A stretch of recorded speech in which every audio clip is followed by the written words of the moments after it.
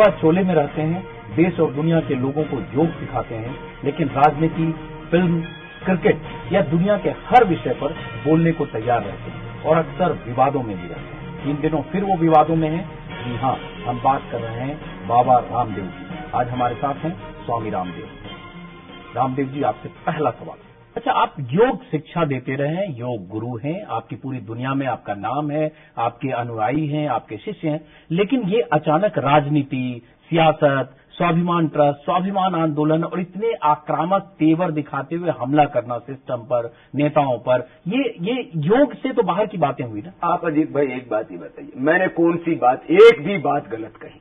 यदि मैं गलत नहीं हूं तो फिर मुझे यदि कोई कटघरे में खड़े करने की कोशिश करता है, ये तो मुझे मंजूर नहीं है।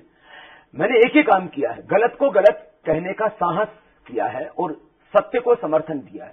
और मैं तो चाहता हूं इस देश के अंदर मेरी तरह से करोड़ों लोग खड़े हो रहे हैं और होंगे जो गलत को गलत कहने का और सही को सही कहने का साहस कर पाएंगे, और तब ये देश बच पाएगा। अन्यथा पहले 7वीं शताब्दी से देश लूट रहा था, पहले विदेशियों ने लूटा, आज चेहरे बदल गए लेकिन चरित्र तो नहीं बदले। अपने देश के लोग ही लूटते रहे देश को, और हम बेबस होकर के, लाचार होकर के सारा तमाशा देखते रहे, और लोकतंत्र के नाम पर जो षड्यंत्र चलता है उसको सहते रहे। तो बाबा शरीफ है, तो बाबा योगी है, तो बाबा जो है एक अच्छा सन्यासी है, और यदि वो गलत को गलत कहता है तो फिर कहते हैं कि बाबा ऐसा क्यों बोलता है। तो मैंने गलत क्या किया? अजीत भाई, आप एक मेरी गलती बताइए, मैं उसको अभी सुधारने के लिए तैयार हूं। अभी आपसे बात करते हुए आप भगवा चोले में हैं, बाबा हैं, आपकी एक छवि है, और जो आक्रामकता से आप बात कर रहे हैं, लगता है कि मैं लग ही नहीं रहा कि मैं किसी बाबा से बात कर रहा हूं। आपको कैसा बाबा चाहिए? राम नाम जपना पराया माल अपना होती है। राम नाम जपना पराया माल अपना, मूंड मुड़ाए 3 गुण सिर की मिट जाए, खाज खाने को लाडू मिले लोग कहे महाराज। बाबा की परिभाषा क्या है? सन्यासी वो होता है जो अपने मन वचन कर्म से किसी का अहित नहीं करता। सन्यासी वो होता है जिसको मोह माया से कोई आसक्ति नहीं होती, जो अपने जीवन को इस जगत के लिए जीता है। जग की सेवा खोज अपनी, प्रीति उससे कीजिए, जिंदगी का राज है यह जानकर जी लीजिए। साधना की राह पर साधन किसी का है दिया, मैं नहीं मेरा नहीं, यह तन किसी का है दिया, यह धन किसी का है दिया। इस देश ने मुझे जीवन दिया। मैं कहता हूं कि राष्ट्र प्रेम से बड़ा कोई प्रेम नहीं होता, राष्ट्र धर्म से बड़ा कोई धर्म नहीं होता, राष्ट्र देव से बड़ा कोई देवता नहीं होता। ये बातें जो मैं कर रहा हूं इसमें गलत क्या है? आप एक भी गलत बताइए ना। आप राष्ट्र भक्ति की बात करें, आप देशभक्ति की बात करें, इसमें कोई गलत नहीं। तो गलत क्या है? लेकिन साथ में आप पूरे सिस्टम पर हमला कर रहे हैं, आप नेताओं को सिस्टम पर कर रहे हैं। जो गलत है उसको गलत कह रहा हूं। अच्छे लोग जो है वो ब्यूरोक्रेसी में है, चाहे वो राजनीति में है, चाहे वो न्यायपालिका में है, चाहे वो पत्रकारिता में, अच्छे लोगों को तो कभी मैंने बुरा नहीं कहा। अच्छे लोग तो मेरे कामों से बहुत खुश हैं। आपने एक फीस भी निकाल रखी है, कितने अच्छे लोग हैं, इतने बुरे, तो ये आंकड़ा भी ये कहां से आए? ये जो एक अपने हिसाब से आपने कुछ बना रखा है। यदि मैं उसमें गलत हूं तो आप बता दीजिए कितने फीस। हमने रिसर्च नहीं किया, रिसर्च बाबा रामदेव ने किया है। ऐसा है, मूल्यांकन करना शायद बाबा से ज्यादा अच्छा पत्रकार लोग जानते हैं। तो अजीत भाई, आप मुझे एक नया आंकड़ा दे दीजिए कि इतने लोग ईमानदार हैं, और जो है मैं तो उनको सर्टिफिकेट दे दूंगा। मुझे क्या आपत्ति है? अच्छे लोगों को मैं तो अच्छा कहने में प्रसन्नता महसूस करता हूं। तो ये जो स्वाभिमान ट्रस्ट आपने बनाया है, इसका मकसद क्या है? क्योंकि नेताओं में एक डर पैदा हो गया होगा, जैसे आपने अभी नाम लिए बगैर कहा कि नेता व्हील चेयर पर होते हैं लेकिन सत्ता में बने रहने की उनकी ललक खत्म नहीं होती। कहीं न कहीं आप अर्जुन सिंह की तरफ इशारा कर रहे थे। तो नेताओं में एक लग रहा होगा कि ये बाबा रामदेव अचानक हमलावर हो गए, नेताओं के बारे में बोलने लगे। उससे पहले कि इसका जवाब दें, आपने बात अर्जुन सिंह की ही की थी।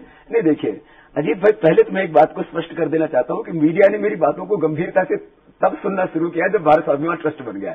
मैं यही बातें पिछले व्यापक रूप में लगभग 7-8 वर्षों से, और जब मुझे बहुत कम लोग जानते थे, गुमनाम सा था मैं, तब से 15 सालों से यही बातें कर रहा हूं मैं। तब मेरी बातों को नहीं सुना आप मीडिया वालों ने, तो उसमें मेरा क्या दोष है? दूसरी हैसियत बनती है तब लोग सुनते हैं। चलिए, मैंने कहा कि मैंने कोई नया काम नहीं शुरू किया है, वो मेरा स्वभाव है, वो मेरा जीवन है, वो मेरा चरित्र में जिसमें जी रहा था। मैंने बात की कि भाई, ना तो देश की सत्ता जवानों के हाथों में होनी चाहिए, ना बुजुर्गों के हाथों में होनी चाहिए। मैंने कहा जवान नादान हो सकता है और बुजुर्ग बुज़दिल हो सकता है, कार्य कमजोर हो सकता है। देश की सत्ता पराक्रमी हाथों में हो, पारदर्शी हाथों में हो, जो दूरदर्शी है, जो देशभक्त हैं, उनके हाथों में देश की पराक्रमी, पारदर्शी, देशभक्त, इसकी भी कोई लिस्ट है आपके पास में? देखिए ये तो कैरेक्टर है। मैं कभी भी किसी व्यक्ति के ऊपर आक्रमण नहीं करता आज तक अपनी जिंदगी में। मैंने एक भी व्यक्ति को टारगेट नहीं किया। लेकिन एब्स्ट्रैक्ट बात करिएगा तो उसे कुछ निकलेगा नहीं। अगर आप कहते हैं देश की जो बागडोर है पराक्रमी, राष्ट्रभक्त और इनके हाथों में होनी चाहिए, तो कुछ आपके जहन में बात होगी कि ये पराक्रमी हैं, ये राष्ट्रभक्त हैं, ये देश का भला चाहते हैं या कर सकते हैं? फंस के बाबा लगता है आपको। कहाँ से तमन्ना अब हमारे दिल में है, देखना है जोर कितना बाजवे का दिल में है, वक्त आने पर बता देंगे तुझे ओ आसमां, हम अभी से क्या बताएं क्या हमारे दिल में है। सच बात है कुछ लोग हैं लेकिन उनका नाम लेना एक और बड़े विवाद को आमंत्रण देना है। इसलिए अच्छे लोगों की मैं दिल से इज्जत करता हूं, लेकिन साथ में ये भी कहता हूं कि जो भी लोग अब थोड़ा दिल से आवाज आने दीजिए, दिल से निकलने दीजिए। अब मैं दिल की बात आपके जुबान पर नहीं आ पा रही है स्वामी जी। देखिए मैंने कहा अजीत भाई, व्यर्थ में विवादों को आमंत्रण देने से आपको अपना मकसद हासिल नहीं होता है। मैं तो बिना ही बातों को कहीं कंट्रोवर्शियल हो जाता हूं। मैं कभी कोई विवादों को प्रायोजित नहीं करता हूं, लेकिन फिर भी न जाने क्यों जब से मैंने जन्म लिया तब से विवाद मेरा पीछा नहीं छोड़ते। और हम बात ही विवादास्पद करते हैं। अगर आप कहेंगे देश की जनता इतनी फीसदी नकली है, देश के नेता इतने फीसदी बेईमान हैं, भ्रष्टाचार इतना है, देश की जनता 99% ईमानदार है, 1%। हाँ 1% उसके अंदर गलत लोग हैं और उनको सुधारने आपने कुछ सांसदों के बारे में भी कह दिया, दोनों लोकसभा और राज्यसभा जोड़ करके इतने सांसद हैं, इसमें इतने 10% ईमानदार है, बाकी सब बेईमान है।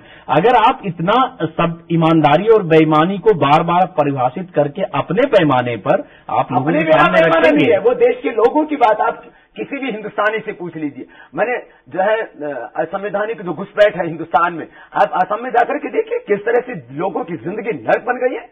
आप सोच सकते हैं जिस देश के अंदर करीब 4 करोड़ लोग असंवैधानिक तरीके से रहते हो, वो इस देश की आजादी को कभी भी खतरे में डाल सकते हैं। ये कोई बात जो बनावटी बात नहीं है, ये हकीकत है देश की। लेकिन ये बात तो 30 साल 20 साल से बीजेपी वो लोग करते हैं। मैं किसी संगठन की बात नहीं कर रहा, लेकिन ये agenda BJP, VHP, Bajrang Dal का है। आप बताइए कि हमारे देश में पाकिस्तान से कोई आए, तालिबान हमारे देश में आए, बांग्लादेश से कोई भी घुस जाए, कोई भी जो है चारों ओर से अलगाववादी आए, कोई भी आए, हम सबको आने दें?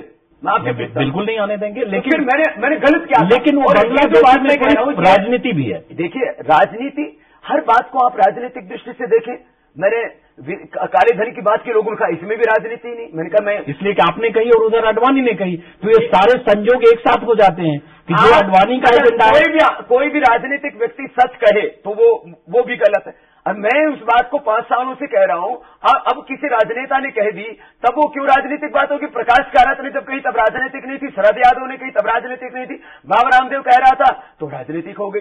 ये देखो, मैं आपने वोटिंग अनिवार्य करने की बात कही, आडवाणी जी ने गांधीनगर में वही बात जाके कह दी। मैं एक और बात के ऊपर ध्यान आकर्षित करना चाहता हूं। अभी मैंने कहा था 100% मतदान, ये लोग ना मात्र नहीं करें, इसके लिए कॉन्स्टिट्यूशन में एक नियम बनना चाहिए। ऐसे दुनिया के करीब 32 से ज्यादा देश ये बात भी आडवाणी जी कह रहे हैं कि वोटिंग अनिवार्य इस देश में होना चाहिए। ये संवैधानिक रूप से जो वोट नहीं करता उसको दंडित करना चाहिए। To watch more, log on to www.news24online.com.